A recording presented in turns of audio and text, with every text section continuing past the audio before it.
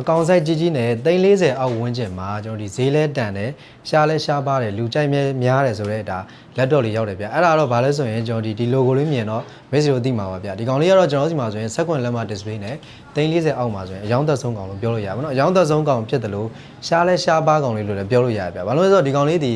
16မြင်ကွင်းကျဲကျဲနဲ့ပြီးတော့ဒါ budget ဈေးတန်းနဲ့လည်းပဲဒါဟိုပါဘောနော်သုံးလို့ရတဲ့ကောင်လေးဖြစ်တဲ့အတွက်တော်တော်လေးကမှလည်းလူကြိုက်များကြတယ်ပေါ့နော်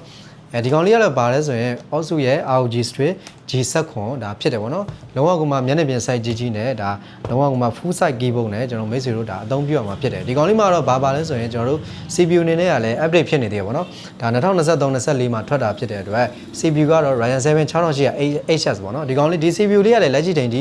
ဟိုပေါင်းမှန်က strong ဖြစ်နေတော့မှာပေါ့နော်ပြီးတော့ RAM အနေနဲ့ကလည်းကျွန်တော် 16GB ပါမယ်အဲ့ဒါအောင်မှာ DDR5 လည်းဖြစ်သွားမယ်4800 speed နဲ့ပြီးတော့ဒီ SSD ကတော့ကျွန်တော်ထုံးစံတိုင်း 400GB ပါမယ်အဲ့ဒါအောင်မှာ Nvidia ရဲ့ကျွန်တော်ဟိုပါဘောနော် RTX 3050ဒါ graphic လေးပါတယ်ပေါ့နော်ဒါပေမဲ့ဒီကောင်လေးမှာကဒါ screen မြင်ကွင်းကျယ်ကျယ်နဲ့လာတဲ့ G7 ဖြစ်တဲ့အတွက်ဈေးတန်းရလဲဒါတန်တယ်ဆိုတဲ့ခန်းစားချက်ဖြစ်တယ်ပေါ့နော်ကျွန်တော်တို့ကဒီကောင်လေးကို G7 မဟုတ် G15 ဆိုရင်တော့ကျွန်တော်တို့ကဒါ34-35လောက်ပဲရောင်းတာပေါ့နော်ဒီကောင်လေးကကျတော့7လက်မှလည်းဖြစ်တယ်ရှားလဲရှားတယ်ဖြစ်တဲ့အတွက်ဒါဈေးတန်းရလဲပဲ40တော့မကျော်တော့ဘူးเนาะကျွန်တော်40အောက်နဲ့39သိန်းဝန်းကျင်နဲ့ဒီကောင်လေးကဒါရရှိမှာဖြစ်တယ် display ကတော့ကျွန်တော်ဒီ7.3 display နဲ့ဒါမိတ်ဆွေတို့ဒါဒီ refresh rate ဆိုလည်းပဲဒါအခြေခံအနေနဲ့ကျွန်တော်ဒီ1.4 Hz ပါတာဖြစ်တဲ့အတွက်ဒါတော်တော်လေးကိုမှလည်းအဆင်ပြေတယ်ပြီးတော့ Wi-Fi speed ဆိုလည်း Wi-Fi 6E တို့ audio ဘိုင်းဆိုလည်း Dolby audio တို့ပါတာဖြစ်တဲ့အတွက်တော်တော်လေးကိုမှလည်းပြည့်စုံတယ်ပြီးတော့ Type C charging တွေပါတယ်စုံတာဖြစ်တဲ့တော်တော်လေးကိုမှအဆင်ပြေသွားတယ်ပြီးတော့ keyboard ကလည်းပဲမိတ်ဆွေတို့ဒါ full size keyboard နဲ့ရမယ်ဒီမှာဆိုရင် NAND key တွေပါမယ်ပြီးတော့ RGB keyboard ပါမယ်ဒီကောင်လေးမှာကတော့ထူးခြားတာတော့လူငယ်တွေကြိုက်ကြတာတော့ RGB light bar ပေါ့နော်သူ့မှာဆိုရင် customize လုပ်ရတဲ့ RGB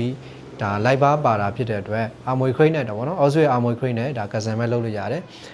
RGB light bar ကိုလည်းတော်တော်လေးကမှလူကြိုက်များကြတယ်ပေါ့နော်ဒီကောင်လေးကတော့ကျွန်တော်စီမှာဆိုရင်ကျွန်တော်စောစောပြောတဲ့အတိုင်းပဲ ROG G7 က340အောက်မှာဆိုရင်ရှားတယ်ပေါ့နော်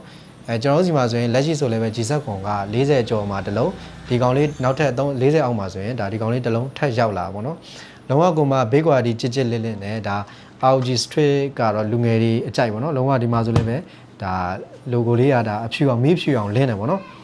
ဒီ big quality ကတော့ main stream မြင်တဲ့အတိုင်းဒီမှာဆိုလည်းပဲ design ပိုင်းလေးမှာတော်တော်လေးကိုမှဒါလှပတယ်ပေါ့နော်ဒီကောင်လေးစီတီလည်းပဲကျွန်တော်စီမှာဆိုရင်ဒါရောက်တာနဲ့ဒါကုန်ကြတယ်ဗျဒီကောင်လေးကလည်းရှားပါပြီးတော့ရောက်တာနဲ့ကုန်တယ်ပေါ့နော်ပြီးတော့ပေးရဈေးနဲ့တန်တယ်ဆိုလို့ခံစားချက်လည်းပဲကျွန်တော်တို့ရရှိတဲ့ကောင်လေးဖြစ်တယ်ဒီကောင်လေးကတော့ CPU Ryzen 7 6800AS RAM 6ဒါ Nvidia ရဲ့ RTX 3050 4K နဲ့လာတဲ့ကောင်လေးတွေဖြစ်ပါတယ်ဗျကျေးဇူးတင်ပါတယ်ဗျ